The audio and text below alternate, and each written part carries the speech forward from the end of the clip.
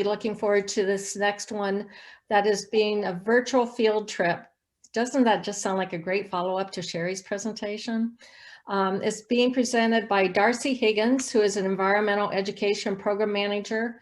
She coordinates lessons and field trips for teachers and community groups.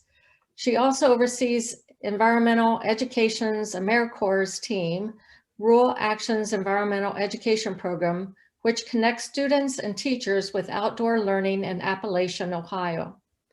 By learning in nature, we help young people develop a sense of place and give them the tools to make informed decisions about their natural resources. Students experience possible academic and career paths. So Darcy, welcome, and we'll turn it over to you. Hi, thanks everyone. Thanks for that great introduction. Like you said, I work at Rural Action, and we are a community development group in Southeast Ohio, as well as Tuscarawas County. And we sort of focus on a holistic approach to community development that includes not just the economic part, but also the environmental and community well-being. And so my role in all of that is doing environmental education, as she said, and we really are in a special spot here. So a lot of people just sort of think of the deciduous forest around here as kind of normal, right? That's what nature is, you go out in the woods, but it's really around the world a pretty special spot. It takes a fair amount of water to be able to have a deciduous forest. So deciduous meaning a forest that loses its leaves every year and comes back. And the main other places where they have forests like ours are Europe and China, which are two places that have had people and agriculture and high populations for a lot longer than we've had in North America, which means we have some of the most intact example of deciduous forests and the biodiversity that comes with that in the whole world, even with all the development we have here. So I'll just get us started today. I like to go foraging as a way to contribute to our diet, to engage students. And pretty early spring is one of the toughest times in a lot of ways, because maybe your stores for the winter are eaten up, and it's, you know, it feels warm, but things aren't quite coming out yet. But there's a few things that we can use. And usually when I do this with students, I'm going to start at the beginning from having them help me make a fire.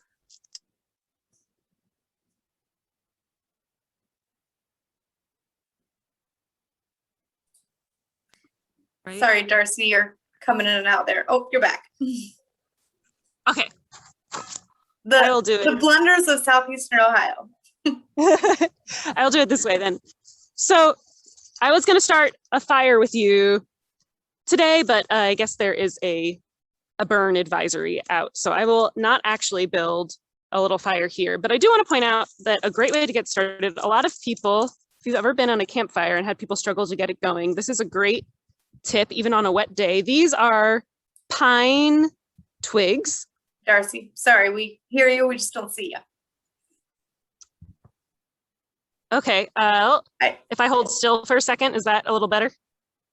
Well, when I had mentioned it to you, your screen had gone black. Oh, there, you're back. Thank you. Mm-hmm. So pine twigs, these are dead. If you've ever noticed on pine trees how the bottom of them, the bottom branches will always die off because it's so shady in the pine groves. It's not really worth keeping them alive because the leaves aren't gonna get any light anyway. And if you collect a bundle of twigs, all of which are smaller than a pencil, you wanna go pretty thin. This, even on a wet day, these will have been dry from being up off the ground and protected by the other branches, and they'll start pretty easily.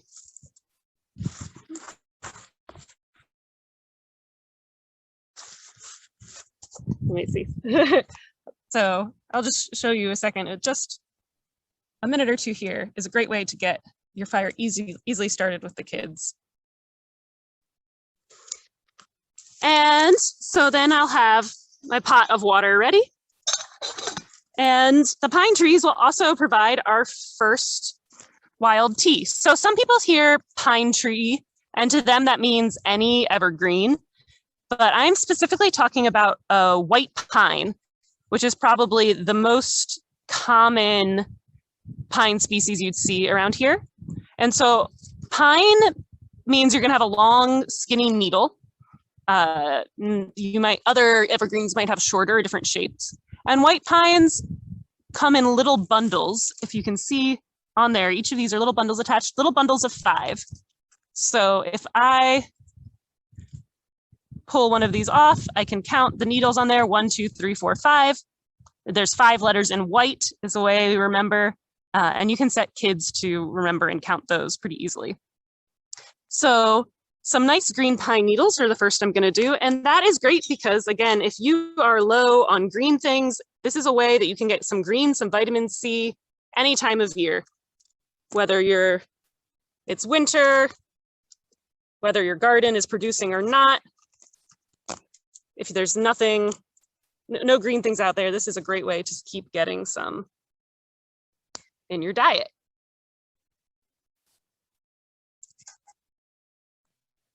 And the next thing I'm going to add is probably if you've ever gotten stuck in a sticker bush anywhere, I'm going to give it like a 70% chance that it was on this plant, which is the multiflora rose bush. Like all roses, well, it's a little glary here, so I don't know if you can see, but the thorns point backwards. I think of them like a shark's fin. So that's a good clue that you have a rose bush and not a different kind of sticker bush. You can see this one still has its rose hips. That's what we call a berry that forms from a rose flower. And some of them are tastier. Some varieties of rose are tastier than others, but they're all perfectly edible. And I like to use these with the kids, especially because it adds a little bit of tartness, a little bit of sweetness. And there's often not as much sweetness in the tea as the kids are used to when we make wild teas. So I like to throw some of these dried berries in.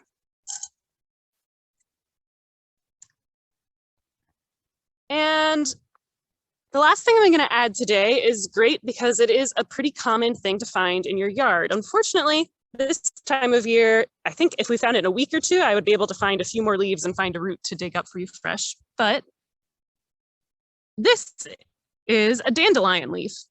And dandelion is probably one of the most widely available edible plants out there. So the leaves, when they're young, before they get too bitter, they'll be fine when they're older. They're just much tastier when they're young. Are edible. They make good spring salads. You can look for that kind of arrow shape. They'll get much bigger, of course. That pointy edge, round lobe, and all the pointy sort of arrow shapes going down. And the roots as well.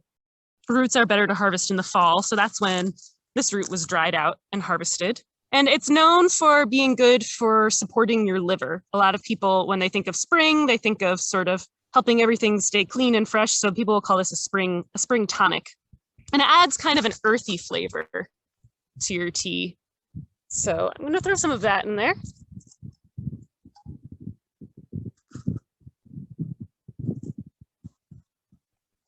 And we can go ahead and turn it on. I've got my little camp stove out here.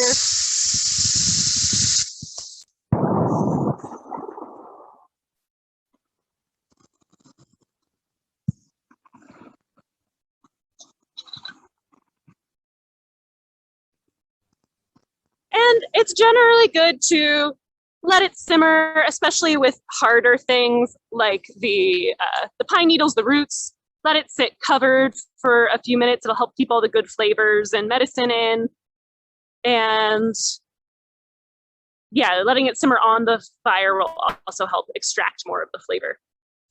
And while I let that simmer a little, I wanted to show around just a few things that you can forage that are probably the most common things you can forage because they'll grow even on little lawns. And we like to, sorry, I was distracted, right? Things going on over there. I really like to do these because they are so accessible to kids. But of course, if you're ever going to be foraging on a lawn, your main concern is going to be not picking something poisonous, but just which lawn you're choosing to use. You want to know, is there a dog that lives here? that might have been relieving itself on anything we're harvesting? Is this a person who really cares about keeping their grass green and has probably applied some kinds of chemical fertilizers or pesticides to it? So obviously we don't want to be eating any treated grass or anything like that. So one of the things that I pulled up before we got here that most kids probably can identify themselves, you've probably found it as well, is onion. So wild onion grass, perfectly good to eat. It's the same family. It's just not as well cultivated for the garden as the garden you get at the store. You can chop it up and use it like chives. It's fun to throw on top of a salad. In a week or two, like I said, those dandelion greens will be really good. And I'm gonna walk up this hill here and see if we can find another thing or two. Let me know if you have any trouble seeing again as I move through pots of reception. This little one is one of my favorites, wild greens, and often I've encountered people weeding it out of their garden. This one is called chickweed, and in a week when it starts flowering soon, it'll have little starbursts, little white flowers. And I sort of identify it by, we've got a round leaf, that little pointy tip. It grows pretty low to the ground. It stays protected that way. And when you taste it, it really has a fresh lettucey taste to it. You throw that in with a few violets, which will be up in a few weeks as well, and you have a great spring salad.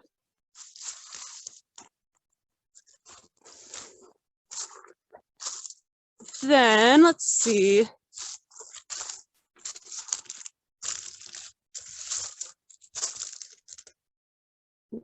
Where did it go? I was just looking up here. Aha.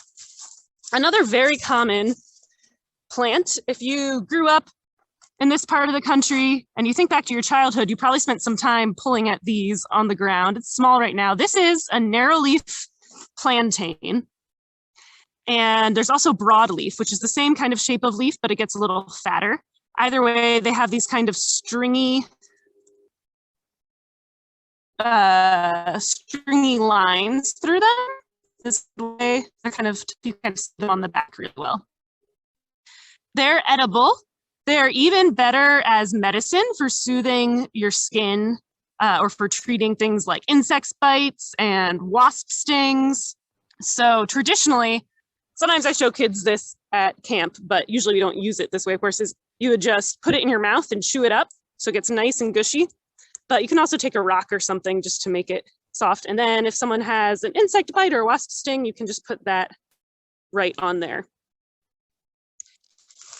Head back down to our tea now, which may be ready. So if you want to think for a second, maybe the people you work with, the things that might or might not appeal to them about foraging, about going outside. I love to forage with people because, you know, some people just knowing the names of trees for knowing the sake of them might be enough. They might love it. But for other people, it's a good entryway to connecting with nature, to have this guidance, to have this purpose. Maybe kids who aren't doing as well with inside activities really get excited when they have this purpose of feeding themselves in this way. And it's also very empowering to know, for some people, to know that you can always find some food, some nourishment, wherever you are, whatever the circumstances are. Maybe even if you find yourself maybe with just a lot of dry goods left in your cupboard and not a lot of fresh vegetables coming in for one reason or another. I know this happened to me like at the start of quarantine when I wasn't sure how often we were supposed to go to the grocery store, and I had lots of rice and beans, but wanted to add a lot of fresh green things. The garden wasn't in yet. Foraging was a great way to supplement that. And in our area, it's also a great way to connect to the kids culturally, as well as economically. There is a long history of people, especially if the mines are closed or they're down on their luck, there's people still who, when they need extra money, will gather some wild plants like ginseng and golden seal, which people will pay a lot of money for medicinally. And so thinking about your choices, how do you harvest in a sustainable way? How do I communicate with other people that might be harvesting the same public patch? Is a really good way to think about your decision-making, your choices, and how it affects this world beyond yourself. So I think it's a great way to experience that. And sometimes we'll have kids tell us like, oh yeah, I already know how to do these things because my grandfather takes me out to hunt ginseng or morel mushrooms. So that's a great connection. I do wish that you could taste the tea. You can see it's come out, it's a pretty light color. As a taste test, I would say it has it's a little too hot to drink still, but kind of what you taste if you think about how pine smells, and then a little sweetness added from the roseberries. Those are kind of the flavors that come through.